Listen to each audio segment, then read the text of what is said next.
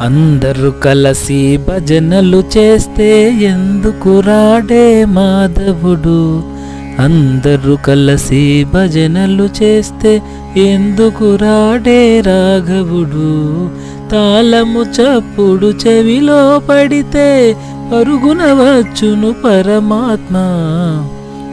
ప్రహ్లాదుండు హరిహరి అనగా స్తంభమునందు ఉదయించే, నరహరి నీవే దిక్కని వేడిన అభయమునిచ్చును పరమాత్మ.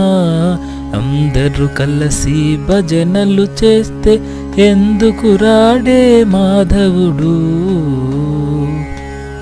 అహల్యదేవి రామాయణగా రాతిని నాతిగా మార్చెనుగా.